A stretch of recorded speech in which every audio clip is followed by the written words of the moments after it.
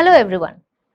In the previous lecture, we talked about how the gender division of labor informs and impacts the private and the public spheres. The gender division of labor draws on the biological differences between men and women. However, as we have seen, such presumptions do not always translate into reality. Women continue to do heavy domestic chores.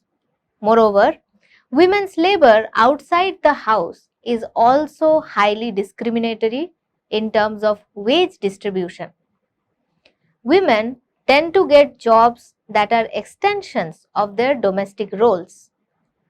Women are also more likely to get selected for unskilled professions and they are paid less compared to men.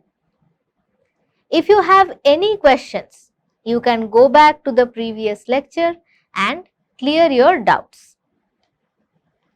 In today's lecture, we will look at how class concerns came to be an important aspect in feminist discussions.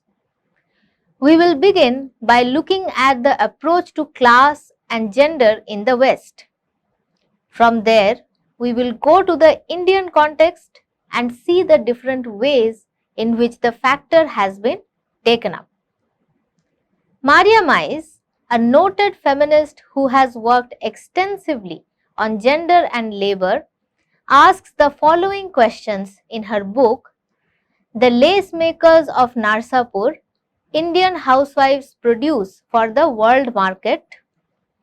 So she asks the questions, why is housework not considered work? Why is this work not paid?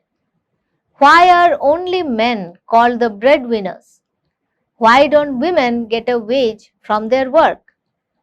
Why is the making of a car called productive while a woman's work for her family, her husband, her children is only reproductive work as Marx had called it? In this context, we asked, why does capitalism need this non-work for its process of unlimited growth of money? With these questions in mind, we will now begin our discussion on how the landscape of labor transformed with respect to gender. So let us begin by talking about Industrial Revolution in Britain. You have to remember that women of different classes and creeds have participated in agricultural labor for a long time. In Britain, the Industrial Revolution saw widespread participation of women and children in the industrial labor market, primarily in textile industry. Phyllis Dean and W. A. Cole write that according to the 1851 population census of Great Britain, women and girls in the textile and clothing industries constituted over half of the total manufacturing employment and over 1/5 of the entire non-agricultural workforce of the country. This was published in British Economic Growth, 1688 to 1954, second edition. Now, according to Marx, in the capitalist profit-oriented economy, the nimbleness of women's hands and children were much more desirable to ensure larger production at the least amount of wage. The early 20th century Britain also saw women's participation in service sectors such as wholesale and retail trade, financial and commercial institutions, personal and professional services, transport and communications, public administration and welfare services. As a result, Britain witnessed women migrating from rural to urban sectors in large numbers. According to Nirmala Banerjee, the British pattern is similar to the ways in which the process of development towards a modern industrialized economy in other Western countries actually functioned. The scenario in India, however, was quite different. Nirmala Banerjee writes that unlike Britain, where traditional economy was transformed through modernization, in India it was more of an artificial graft on the body of the traditional economy. Now, what do I mean by that? Let's unpack the terms. Banerjee observes that unlike the British model, women's economic position actually worsened in Bengal during the late 19th and early 20th centuries for two reasons. First, their traditional role in the economy slowly became redundant, while their gains in the modern sector actually remained negligible. So, women in Bengal traditionally participated in three kinds of occupations. First, as helpers in cotton textile industry. So, they were involved in professions such as spinning, weaving and so on and so forth. Second, in caste specific occupations such as potters, washerwomen, sweepers, etc. And finally, participation in subsistence crafts such as animal husbandry, making and selling of milk products like ghee or butter, preserving and processing grains and pulses, making simple food products like muri or chide, which are puffed and flattened rice, preparing vegetable oil for lighting and collecting, and processing and selling forest produce. Now, these kinds of professions had the benefit of being homemade, costing less capital and being accessible to women and also locally available cheap material. Moreover, since such professions were carried out by women, it created a space for their collective solidarity. In fact, Nirmala Banerjee observes how such activities came to represent a part of their cultural articulations as well. For example, while weaving together, women would often sing about themselves, their lives, and so on. Now, with large-scale commercialization and the increasing demand for products, women faced huge decline in their employment in such sectors. Machines replaced their work.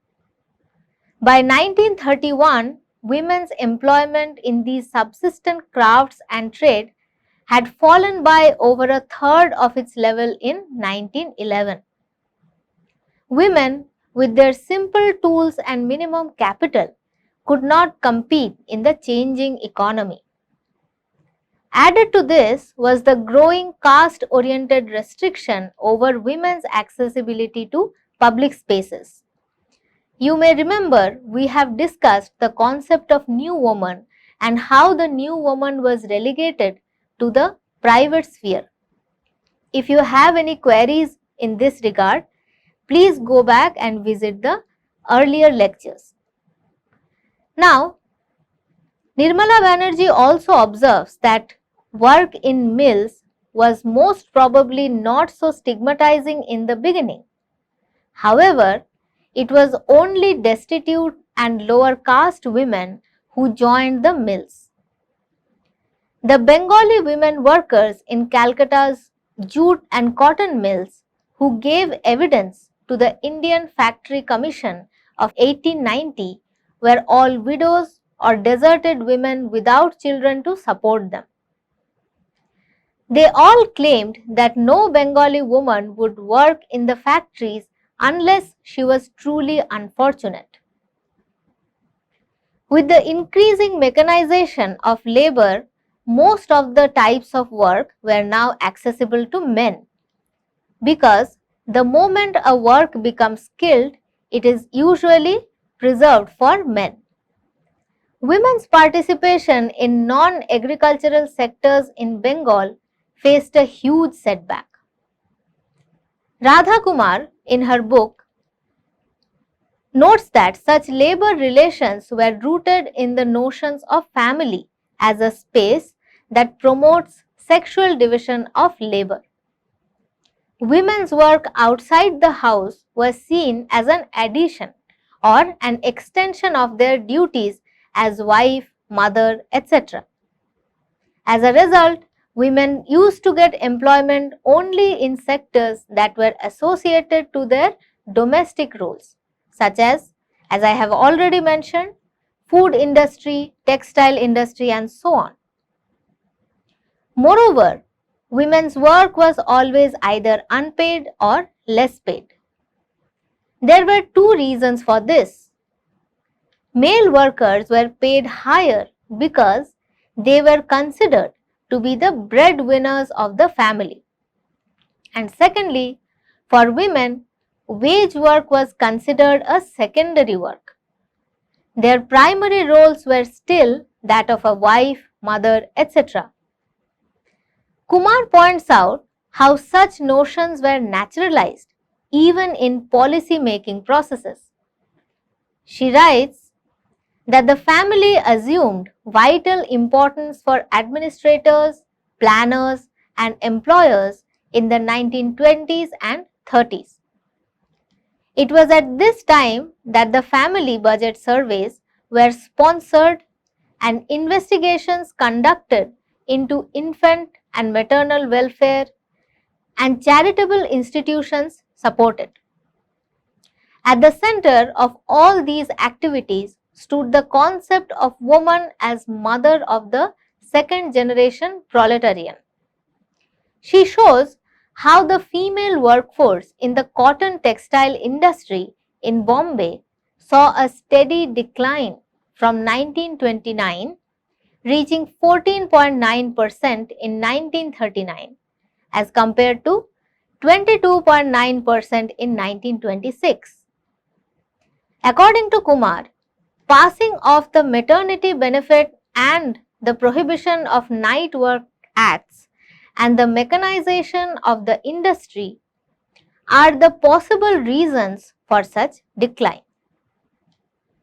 These events contributed in solidifying the motherhood as women's primary duty. Moreover, the mechanization of the industry meant that skilled labor became male-oriented. If you remember, in the previous lecture we mentioned how labor, when it becomes skill-based and less physically demanding, is considered to be a male domain. Same is the case here. Kumar also mentions that even though men's wage was considered to be the primary wage, in reality, women workers in Bombay cotton mills actually used their wage for self-sustenance or helping the family.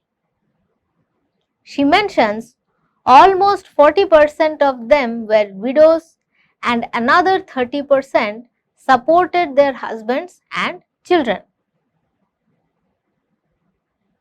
Such studies by Mais, Kumar and Banerjee are not only showing the condition of working women, they are actually also addressing an important lacuna in the scholarship about labor and gender. According to Samita Sen, who writes in her book Women and Labor in Late Colonial India, the Bengal Jute Industry, labor history in India has predominantly been analyzed by naturalizing men as laborers. Gender did not influence such analysis because they focused their arguments about class by identifying organized industrial workers as laborers. We have already discussed through the examples provided by Nirmala Banerjee how the influence of industrialization in Bengal destroyed women's non-agricultural forms of labor. Samita Sen observes that the biggest issue with Indian labor history is that it takes for granted that industrial workers are primarily men. It has not even been asked why or how the industrial working class became overwhelmingly male. This lacuna has two impacts. First, such analysis does not question how the labor processes themselves are gendered.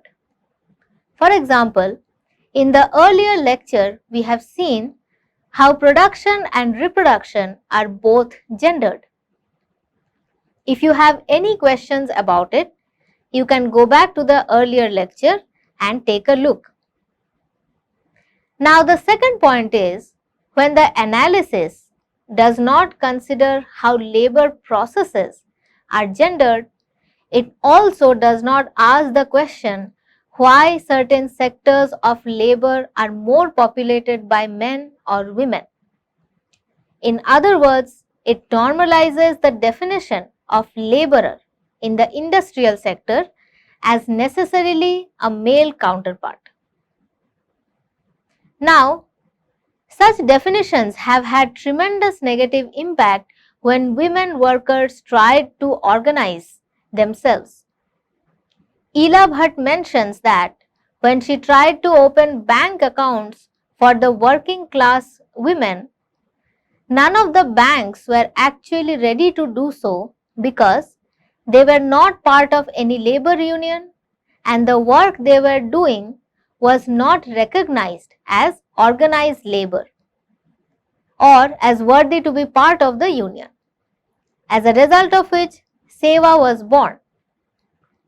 Samita Sen gives example of jute industry in Bengal in the pre-independence period to talk about women who came to be excluded from the workforce as a result of mechanization of labor. She writes, at the turn of the century, women constituted about 20% of total workers, the highest recorded proportion. For most of the period between 1890 and 1940, women were about 12 to 17% of the workforce. While the industry began to draw on an increasingly wider variety of castes, communities and regions, they drew more and more on men. As wages and working conditions improved through the collective political struggle of the jute workers, unionized male workers also contributed to a more rigid exclusion of women. What Samita Sen's observation makes us realize is that such gap in understanding is there not only at the level of participation in labor, but also in the sphere of scholarship on class. Now, let us summarize today's lecture. Today, we talked about the role of women as laborers in various sectors, especially in the pre-independence period. Through the analysis of the various labor sectors, we understand that women's participation in productive labor in non-agricultural sectors faced a huge setback due to industrialization. Unlike the British model, industrialization in India did not follow a holistic change. As a result, women became the immediate victims of such transformation. Moreover, both in terms of organized labor and scholarship on it, it was homogenized labor as necessarily a male realm. Feminists have tried to challenge this by redefining labor as gendered. In the next lecture, we will talk about gender and class relations in more detail and how analysis of class through gender can contribute to the existing scholarship on labor. Thank you.